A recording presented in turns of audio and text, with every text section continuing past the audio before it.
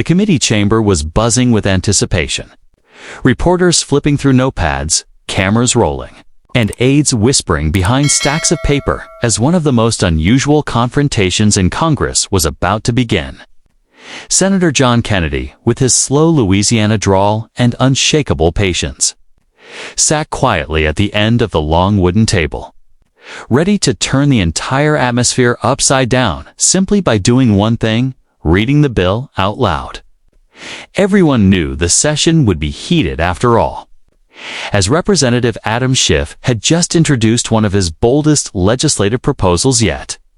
But no one in that room knew exactly how the hearing would unfold. To understand why this moment captured the nation's attention, you have to rewind just a bit. For months, Schiff had been pushing what he framed as a visionary piece of legislation, a sweeping proposal that promised to reshape America's justice system, enhance government transparency, and strengthen civil rights protections. His allies called it a new era of accountability for the future, while his critics called it an overreaching wish list with no clear boundaries. The stage was set for conflict, but no one anticipated just how methodical and revealing it would become. The hearing began the way these things usually do, with Schiff defending his bill with the kind of sharp intellect and passionate delivery his supporters admired. He spoke about restoring trust in institutions, fighting corruption, and building a society where every citizen's rights are safeguarded without exception, painting vivid pictures of reformed courts, universal access to justice programs, and bold reforms that would hold power accountable. The room was filled with nods from his allies and skeptical glances from his opponents. But Kennedy sat there listening intently, not interrupting, not scowling, not rolling his eyes. Instead, he shuffled through the thick stack of papers, the text of Schiff's bill, marking passages with a pen. And those who knew him well recognized the look. Kennedy wasn't preparing to launch into a fiery debate. He was preparing to illuminate the details with clarity and precision. Finally, when his turn came, the chairman handed him the microphone. Kennedy adjusted his glasses, cleared his throat, and began not with an argument, but with a question that made the room lean in closer. "Congressman," he said, his voice low but cutting through the chatter, "would you mind if I simply read a few sections of your bill, just so the American people can hear it in plain English?" The question hung in the air like a challenge wrapped in courtesy. Schiff nodded confidently. After all, he had crafted the proposal with conviction and purpose, so why fear having it read aloud? But then came the moment no one would forget as Kennedy began to read. His delivery steady, deliberate, almost like a storyteller reciting lines from a script. Yet the words on the page weren't soaring speeches or catchy slogans. They were technical mandates, sweeping guarantees, and significant commitments that sounded very different when spoken slowly without spin to a silent room. Line after line rolled off his tongue, provisions about overhauling the entire judicial system within years, guarantees of government-funded programs extending into nearly every aspect of civil liberties, even clauses that critics said bordered on impractical. The more he read, the quieter the room became. Reporters stopped scribbling, staffers exchanged glances, and even some of Schiff's allies shifted in their seats. Kennedy wasn't mocking, wasn't attacking. He was simply reading, but the effect was profound. What looked inspiring in a press release sounded overwhelming in plain speech. And what felt ambitious in a rally sounded burdensome under the fluorescent lights of Congress. And then, with perfect timing, Kennedy paused, looked up, his eyes sweeping across the silent room, and let the words sink in. It was in that silence, the silence that followed Schiff's boldest proposal being spoken aloud without embellishment, that everyone realized something unforgettable had just happened. The bill wasn't being debated, it was being revealed. Kennedy lowered the stack of papers for just a moment, letting his first round of words settle in the minds of everyone listening. He didn't raise his voice, didn't wave his hands, didn't launch into an angry tirade. Instead, he leaned back slightly in his chair, folded one page over another, and with the calm patience of a seasoned lawmaker said softly, "Let's keep going, shall we?" And he did. This time, the words grew heavier as he read a section that promised comprehensive reforms for those unable or unwilling to navigate. The system alone. The phrase rolling off his tongue slowly, each word separated by just enough pause to give the audience time to process it. Whispers began. Some murmured under their breath. Others shook their heads in disbelief, as the phrase buried in the bill's text suddenly became a focal point in real time. Schiff leaned forward, his expression tightening, raised his hand as if to interject. But Kennedy wasn't grandstanding, he was quoting. And it was hard to argue with your own words when they're being read aloud directly from your proposal. Next, he read passages about retrofitting oversight mechanisms in every branch of government, eliminating outdated practices in favor of digital transparency alternatives, and guaranteeing education on rights, legal aid, housing protections, and even basic access as fundamental government promises. Each sentence was read in that same slow Louisiana cadence, where the power wasn't in what he said, but in how plainly he said it. What made the moment extraordinary wasn't that Kennedy was exposing something no one had seen before.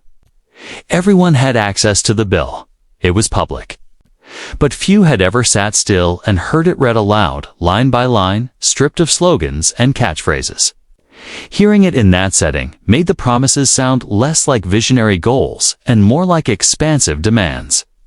At one point, Kennedy looked up from the text and offered a brief comment. Not a debate, just an observation. Now, I don't mean to be unkind here, he said, his voice even and polite. But if I'm reading this right, we're talking about reimagining the entire United States justice system within a short time frame. That's like promising to rebuild the foundations of democracy overnight. Except you want to do it without a clear blueprint. The room stirred not in laughter, not in applause, but in stunned murmurs as the analogy hit hard. Reporters' pens scratched furiously. Cameramen zoomed closer. And Schiff finally leaned toward his microphone, his voice sharp and determined, insisting that Kennedy was cherry-picking and that the bill represented a bold vision for justice and accountability. Not a list of impossible tasks. Asterisk, he argued that critics always mock big ideas before they become history. But Kennedy didn't flinch. He simply nodded, returned to the paper, and kept reading another line. Another sweeping guarantee. Another silence falling over the room. With each passage, the atmosphere shifted. What had started as a showcase for Schiff's vision was now turning into a public examination of his own words. The contrast was undeniable. One lawmaker speaking passionately in broad strokes, the other calmly reciting the details with no filter, no spin, just plain ink on paper.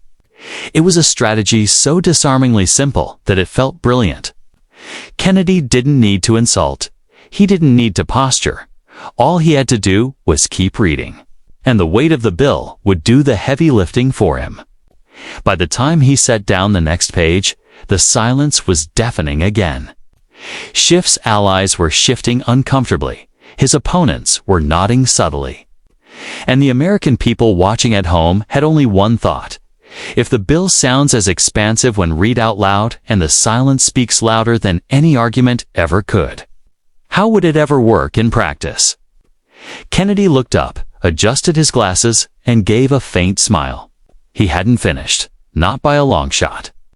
Kennedy flipped to another page, this one marked with more scribbles and underlines than the rest. He tapped the paper lightly with his pen, the sound echoing just enough in the microphone to draw everyone's eyes back to him. He didn't rush. He let the silence build because silence in that moment was his ally. Now, here's the part, Kennedy said slowly, where things get really interesting. The audience leaned forward. Even Schiff sat straighter, bracing himself. Kennedy cleared his throat and began again, his tone flat, almost clinical, like a teacher reading through a homework assignment. The proposal would require large-scale investment in judicial infrastructure, transparency tools, civil rights enforcement, sustainable legal reforms, and universal access programs with no clear funding mechanism identified. He paused, looked up, then gave one of his trademark half-smiles. Translation, he said, it costs money. A lot of it. The remark earned a ripple of murmurs from the audience, nervous murmurs. The kind that happen when everyone knows the point is cutting deeper than surface level. Kennedy didn't linger. He pressed on, flipping through estimates floated by economists, think tanks, and fiscal analysts. One estimate put the cost north of trillions over the coming years, Kennedy said. Trillions with a T. He leaned back and let the number hang in the air. Trillions more than the size of major national budgets combined. Kennedy tilted his head, his voice softer now, but no less sharp, and said that to put that in perspective, if every man, woman, and child in this country wrote a check today, every single one of us would have to cough up a substantial amount just to get started. And while he wasn't a math professor, he didn't see that happening without careful planning. The room broke again, not in loud applause, but in those small bursts of disbelief that ripple through a crowd when someone drops a statistic that can't easily be ignored. As Schiff gripped his microphone, and his response came quickly. Passionate and practiced.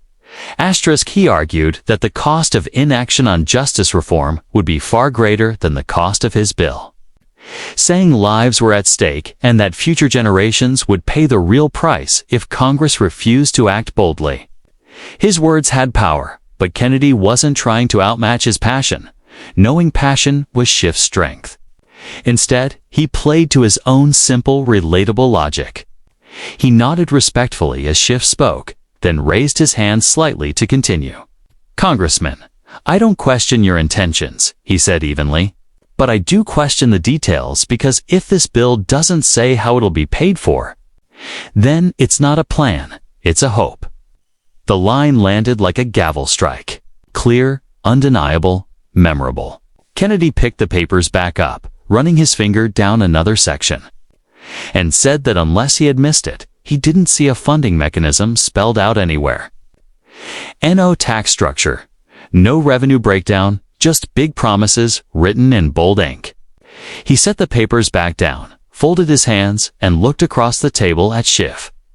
The silence that followed wasn't just about what had been said, it was about what hadn't been answered. In that moment, it wasn't Kennedy's voice that carried the room. It was the absence of clarity on the question every American watching wanted to know.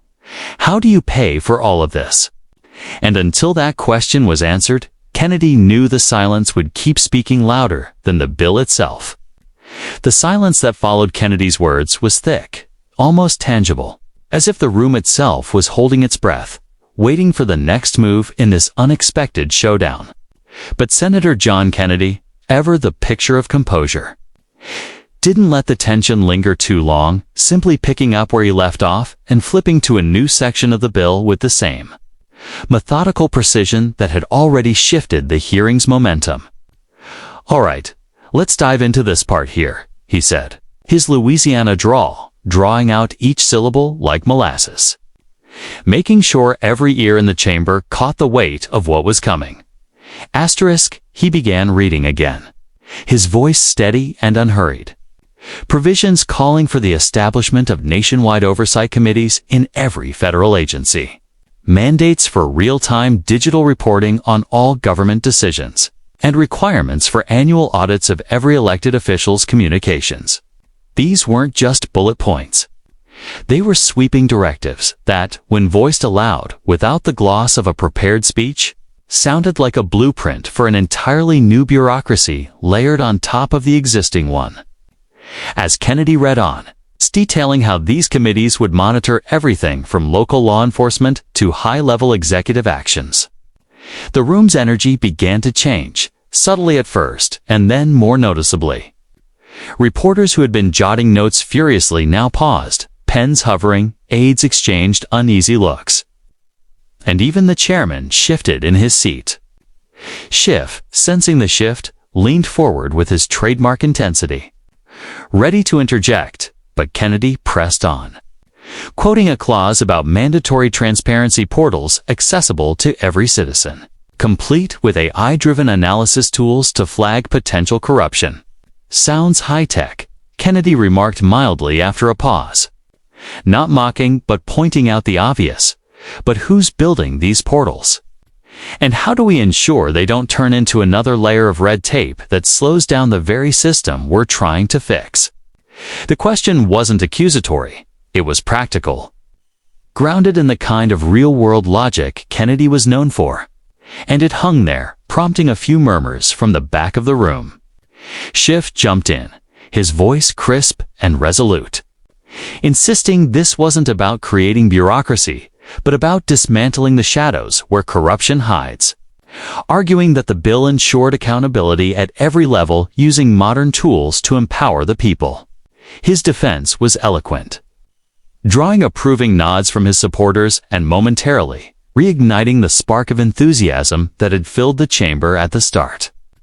But Kennedy, undeterred, and with that unshakable patience, simply nodded in acknowledgement and turned back to the text, reading a section on universal legal aid programs that would guarantee free representation for any civil rights claim, no matter how minor, funded through unspecified federal reallocations. Delivered in his even tone, the words highlighted both the ambition and the vagueness.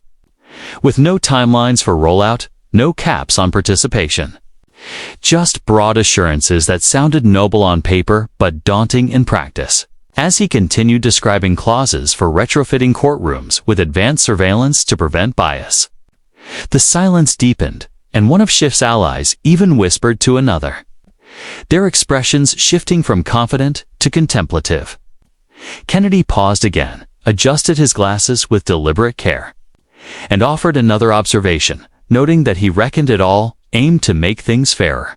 And that was commendable. Asterisk, but if we're talking about equipping every courtroom in America, from big city halls to small-town judges' benches, that's a tall order.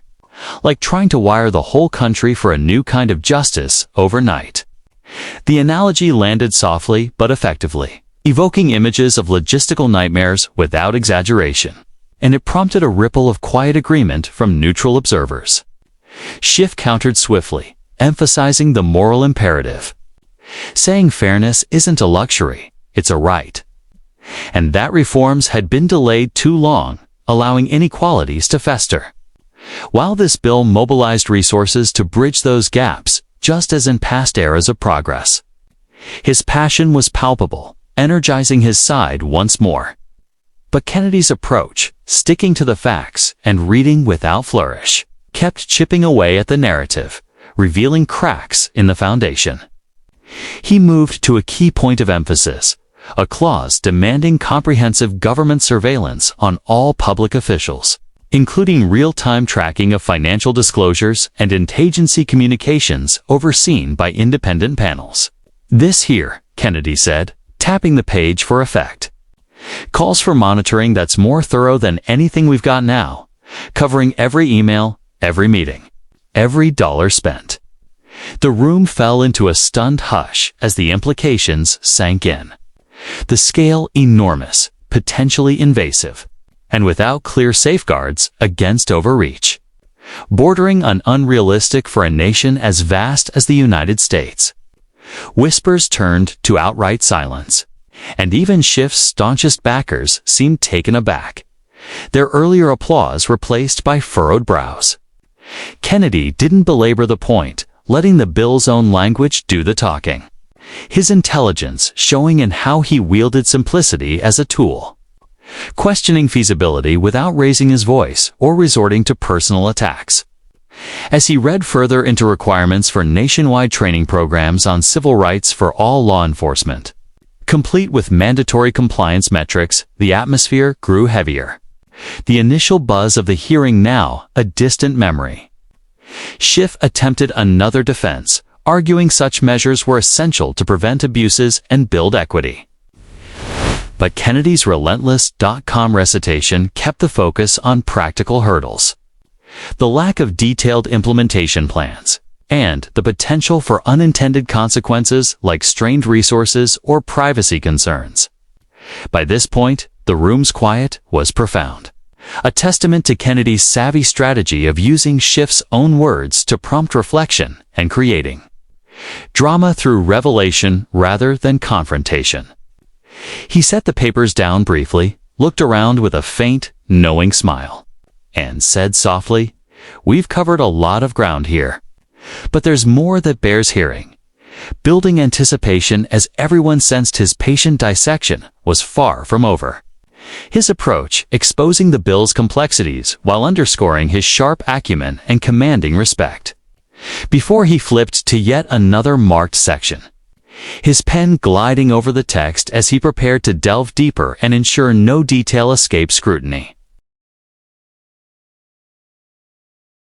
He read aloud provisions for establishing a federal database that would centralize all civil rights complaints, cross-referenced with AI algorithms to predict and prevent future violations, requiring integration with state and local systems across the board. The concept, stripped bare and spoken plainly, evoked visions of a massive data apparatus that could either revolutionize justice or bog it down in endless updates and compatibility issues. Reporters leaned in closer, cameras capturing every nuance of Kennedy's delivery, while staffers on both sides began to fidget, the weight of the unread clauses pressing on the collective consciousness. After a measured pause, Kennedy observed in a conversational yet incisive tone that imagining every sheriff's office in rural America linking up with high-tech servers in Washington was not just ambitious, but like asking folks to swap horses midstream without a bridge in sight. The metaphor, drawn from everyday wisdom, resonated, drawing subtle nods from those who appreciated his relatable style. Schiff, not one to yield ground easily, interjected with fervor, arguing that integration was key to uniformity and that fragmented systems breed injustice, insisting the bill created a unified front against discrimination by leveraging technology for the greater good. His argument carried the conviction of someone who had poured heart into the legislation and momentarily steadied his allies. But Kennedy's method proved resilient, his calm persistence allowing the bill's intricacies to unfold organically as he continued reading, highlighting a clause on mandatory diversity audits for all judicial appointments, with enforcement tied to federal funding streams and no exceptions for smaller jurisdictions. The room's silence amplified each word, making the mandates feel more immediate and tangible, as if the paper itself were coming alive under Kennedy's scrutiny. One particularly bold provision called for real-time public access to ongoing investigations, anonymized but detailed enough to allow citizen oversight. A double-edged sword that could foster transparency or invite chaos through misinformation. Kennedy let that one sit for a beat longer, his eyes scanning the chamber before commenting gently that transparency is a fine thing. But without ironclad protections, it could turn every case into a public spectacle, like putting a fishbowl over the courthouse. The image stuck, prompting hushed conversations among observers. And Schiff responded by underscoring the need for public involvement, saying the people deserve to know how their government operates. Asterisk Senator. Secrecy has shielded wrongdoing for too long, and this empowers accountability. Yet as Kennedy forged ahead, reading sections on expanding civil rights education into every public school curriculum with federal oversight on content and delivery, the cumulative effect was building. What had started as visionary now appeared labyrinthine, each layer adding to the perceived burden. His intelligence was on full display, not through bombast, but through deliberate unveiling, forcing the room to confront the bill's breadth without distraction.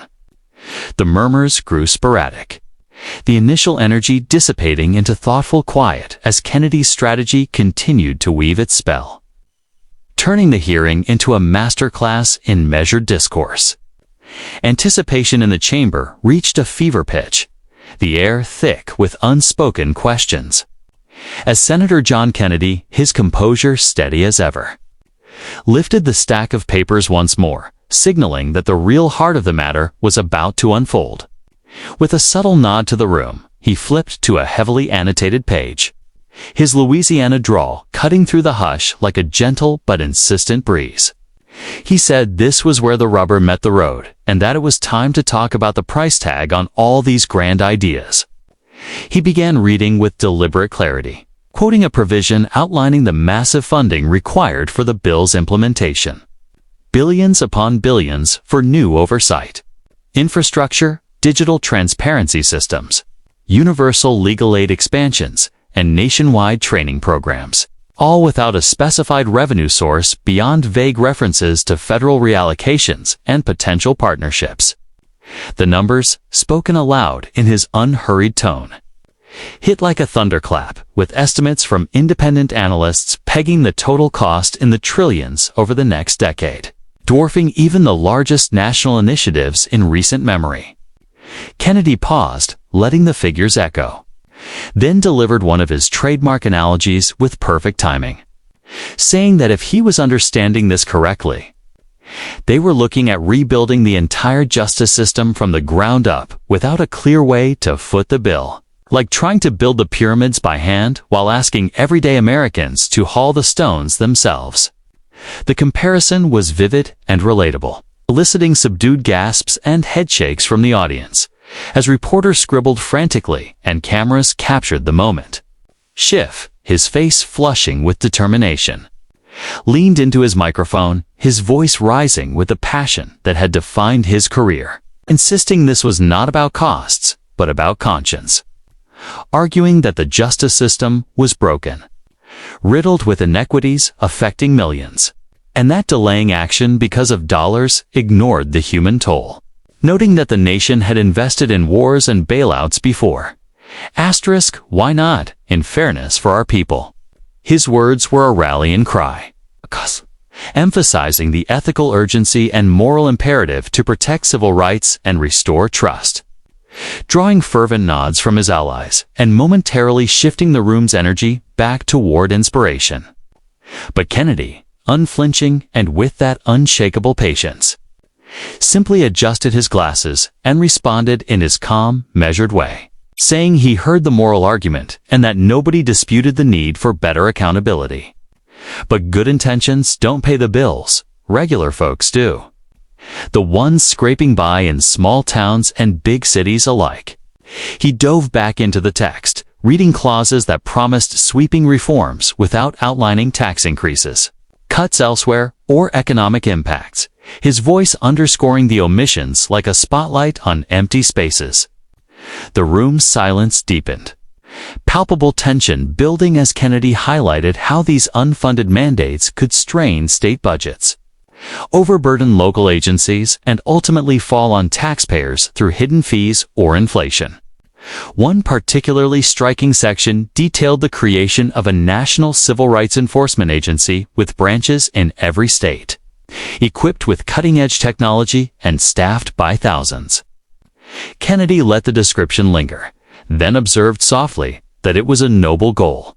But standing up an operation bigger than some federal departments overnight wasn't just bold. It was a burden that could crush the very communities it aimed to help. The logic, grounded in practicality, pierced through Schiff's idealistic veneer, prompting even neutral observers to exchange glances of doubt. Schiff fired back, his tone sharpening, insisting the real burden was a system that lets discrimination thrive while lawmakers quibble over spreadsheets, arguing that the bill was about saving democracy and that history showed bold investments yield returns in justice and equality. Asterisk, his counter was forceful, invoking past triumphs in civil rights and governance reforms, energizing his supporters who murmured in agreement. But Kennedy's strategy of simplicity proved unbreakable. He didn't escalate, didn't match the volume. Instead, he circled back with relatable wisdom. History also teaches us that unchecked spending leads to regret, he said. And I reckon the folks back home, the farmers, the teachers, the small business owners deserve to know exactly how this gets paid for before we sign them up for the tab. As he read on, detailing the exponential costs of AI integration for bias detection in courts and real-time monitoring tools. The chamber fell into an even heavier quiet, the kind that speaks volumes. With reporters' pens flying across pages and aides whispering urgently, the public watching via live feeds began to stir in their perceptions. Whispers of skepticism rippling through social channels as the bill's feasibility came under fire. Not through attacks, but through plain revelation. Kennedy's intelligence shone brightest here, his patient dissection turning the tide without a single raised word. Contrasting sharply with Schiff's fervent appeals, the passion versus practicality, creating an electric standoff that held everyone captive. Schiff tried once more to reclaim the narrative, arguing that long-term savings from reduced lawsuits and increased trust would offset the upfront expenses. His hands gesturing emphatically. "We can't afford not to act, Senator. Inaction costs lives and livelihoods." It was a strong point rooted in ethics, but Kennedy met it head-on with unyielding logic. Savings down the road are fine, but what about the here and now? If this bill's as vital as you say, then spell out the funding. Don't leave it to guesswork that hits the average American in the wallet. The back and forth intensified the atmosphere, the silence between exchanges growing more profound, as if the room itself was weighing the words. Reporters captured every nuance, knowing this was headline material. While staffers on Schiff's side shifted uncomfortably, their confidence waning under the relentless spotlight of details. Kennedy, sensing the peak of the moment, paused longer, his eyes sweeping the chamber with quiet authority that commanded respect. Letting the cumulative weight of the unread costs and unaddressed practicalities hang like a cloud. Doubt was now tangible. The initial enthusiasm for the bill fracturing as people grappled with its real-world implications. Not because of bombast, but because Kennedy's simple, sharp approach had laid them bare. The climax wasn't in shouts or drama. It was in the mounting quiet, a testament to his savvy, where the absence of answers spoke louder than any speech, leaving the room in a stunned hush that foreshadowed the hearing's turning point. As Kennedy prepared to continue, the tension was unbreakable. Everyone was aware that his methodical revelation had elevated the debate, highlighting the power of patience and precision in uncovering truth amid ambition. The chamber had become a crucible of silence, the weight of Senator John Kennedy's measured words settling over the room like a heavy fog, each pause amplifying the gravity of the moment. With the bill's ambitious promises laid bare, its sweeping mandates, unfunded costs, and logistical complexities exposed through Kennedy's calm recitation, the stage was set for a conclusion that would leave an indelible mark. He lifted the stack of papers one final time, his Louisiana drawl as steady as ever, and began reading the closing clauses of Representative Adam Schiff's proposal, his voice carrying the quiet authority that had defined the entire hearing. "This bill," he read, "shall mobilize every level of American governance to ensure justice, transparency, and civil rights at a scale not seen since the nation's founding reforms." He paused, letting the words resonate, then looked up, his eyes sweeping the room with a knowing calm. "Congressman," he said softly, "that's a mighty big promise. Like swearing to rebuild the entire country's foundation in a single term." The room remained still. Reporter pens frozen, cameras locked on Kennedy's unassuming figure as he delivered his closing salvo. A vision is a fine thing, but without a clear plan, it's just a dream. And dreams don't hold up in the real world where folks have to live with the consequences. The statement was simple, devastating, and it landed like a gavel, sealing the hearing's turning point. Schiff, visibly strained but resolute, leaned into his microphone, his voice carrying the fire of conviction that had fueled his career. "Senator, this isn't a dream. It's a necessity. Our democracy is at stake. eroded by distrust and inequality. This bill isn't just words. It's a commitment to the people, to their rights, to their future. History doesn't remember the cautious. It remembers the bold. His words sparked a flicker of applause from his allies, a brief rally of support, but the energy felt fragile, overshadowed by the lingering doubts Kennedy had sown. The contrast was stark. Schiff's soaring rhetoric against Kennedy's grounded pragmatism, and the room seemed to sense which was cutting deeper. Kennedy didn't flinch. He nodded respectfully, his hands resting on the neatly stacked papers, and responded with a quiet clarity that carried more weight than any shout. "Congressman, I admire your heart, but the folks back home don't live on promises. They live on paychecks, on budgets, on systems that work. And this bill, as I've read it, doesn't tell them how it'll deliver without breaking their backs." The room fell into a silence so profound it seemed to echo, a testament to Kennedy's ability to wield simplicity as a weapon. Letting the bill's own words unravel its feasibility, he didn't stop there. With a gentle tap of his pen on the papers, he read one final clause outlining a vision for a national network of civil rights monitors, each equipped with federal authority to intervene in local jurisdictions. Asterisk. It's an idea that sounded noble in theory, but colossal in scope. Kennedy, in a tone almost conversational, said this meant putting a federal hand in every town hall, every sheriff's office, every courtroom across America. Now, I'm no expert, but that sounds like trying to herd a million cats with a single whistle. The analogy drew a ripple of chuckles, not mocking, but reflective as the image of bureaucratic chaos sank in. Even Schiff supporters couldn't fully mask their unease, their earlier enthusiasm tempered by the sheer scale of what had been laid bare.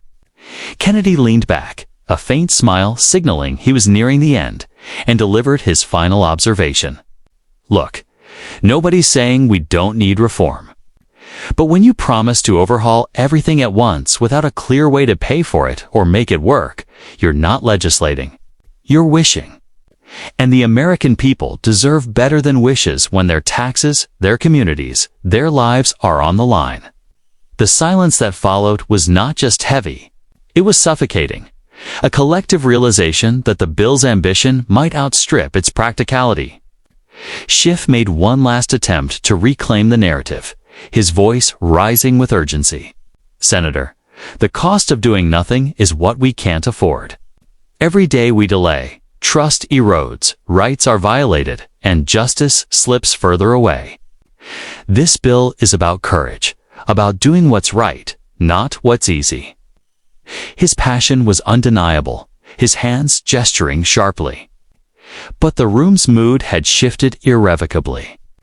Kennedy's relentless focus on the details, on costs, on feasibility, on the real-world impact, had turned the hearing into a public reckoning not of Schiff's character, but of the bill's foundations. Kennedy gathered his papers, stacking them with deliberate care, and leaned into the microphone one last time. "Congressman, courage is good, but clarity is better. If we're going to change the country, let's start by being honest about how we'll do it, who will pay for it, and what it'll mean for the folks who keep this nation running." With that, he rose from his chair, papers tucked under his arm, and walked out, leaving behind a chamber that felt like it had been struck by a quiet storm. The cameras caught every angle of Kennedy's calm departure, Schiff's taut expression, and the stunned faces of aides and reporters. Clips of the moment would dominate the news, sparking debates across the nation, with some praising Schiff's vision and others marveling at Kennedy's surgical precision. The lesson of that day was clear. With lasting educational value in the arena of governance, bold ideas are only as strong as their execution. Kennedy's approach, patient, respectful, rooted in the text itself, showed that true leadership lies not in grand promises, but in transparent accountability. He didn't need to shout or disparage. He let the bill's own words read plainly, reveal its challenges, urging everyone to think critically about what they endorse. For the American people watching, the takeaway was a call to demand clarity from their leaders, to question policies not just for their intent, but for their impact, to value plans over dreams. Kennedy's performance was a masterclass in using reason to illuminate truth. A reminder that in a democracy, the most powerful arguments are often the simplest, delivered with patience and grounded in the realities of those who bear the cost. As the chamber emptied, the silence lingered, a powerful echo of a moment where one senator's steady voice had reshaped the conversation, leaving a legacy of thoughtfulness that would resonate far beyond the House.